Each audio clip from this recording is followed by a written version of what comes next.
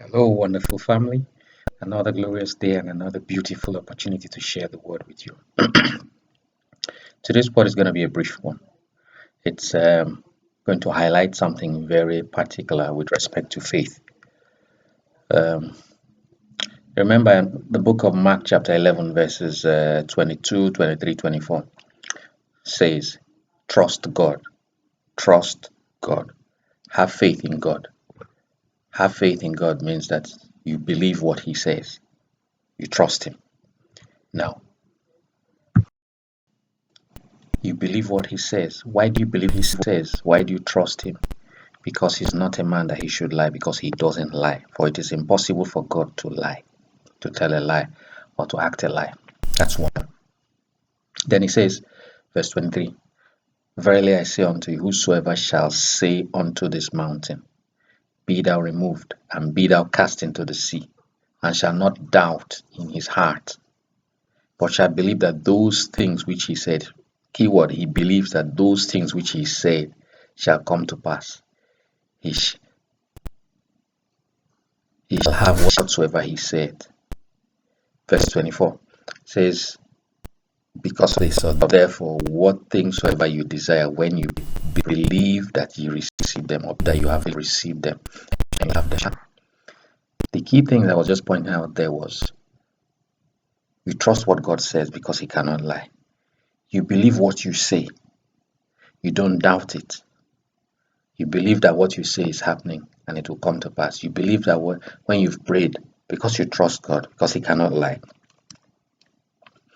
that you believe that you've received it because he said he will give it to you once you ask him for it. All that is bordered on a measure of trust. You're trusting what God said. You're trusting what somebody else said. So you base your foundation on the trust you have for what somebody else said. But do you know that there's a funny relationship between you're trusting what somebody else says and how you yourself act? Why do I say that?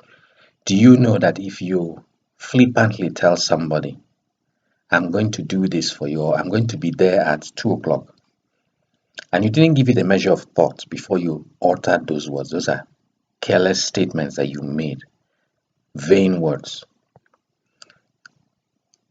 And if you said that and you had no inclination or no thought to follow through on what you said, your spirit man now takes it that when you say things that you don't believe. So if you said it just to get out of a jam, or you said it to push the person off, you didn't think about it, you just said it and you had no intention of following through, you actually lied. Your spirit man takes note that when you say things, you don't mean them. Then your spirit man also looks at us, even God, and deals with God that same way, that when he says something, because when you say, you don't mean it. When he says it, you believe that he doesn't mean it, that he is capable of lying to you. If you say, I'll be there by 2 o'clock, and you come by 3 o'clock,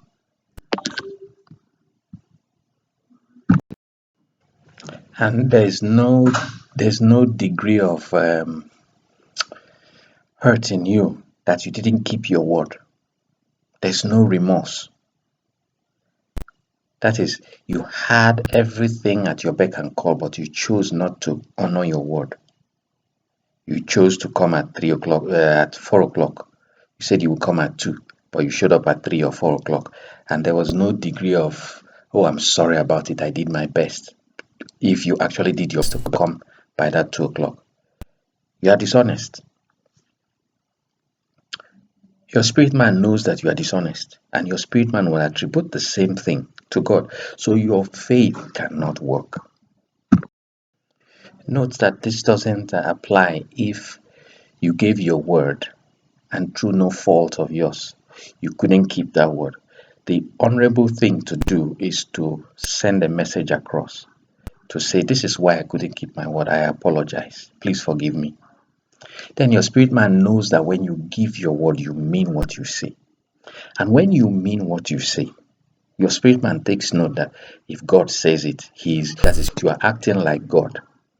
So if God says it, he means what he says, because you'll be projecting your actions or your attributes on God too. It's not as if that's how God is, but the thing is that you won't be able to believe God if you yourself are not believable. If you don't believe yourself, you won't be able to believe God. Your faith will not work. Unfortunately, that's the truth of it. So if you say, I will do this, follow through.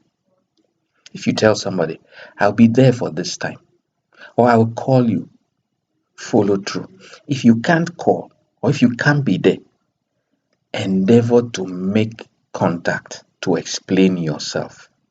It's not as a human being, there are certain things outside of your scope of ability, certain things that are outside your power. I am not talking of those. But if it goes out of your power, make sure you communicate. That way you are teaching your spirit man to honor his word, that you honor your word, that you hold your word sacrosanct. That's one. And if you hold your word sacrosanct, imagine what God does with his own word. Then when he says that God cannot lie, you believe him. And it won't be difficult for you to believe God for in whatever circumstance. That if he has said this concerning you, you can believe him. And that's when your faith works. Give your word, intend to keep your word, and keep it. God bless you. Hallelujah.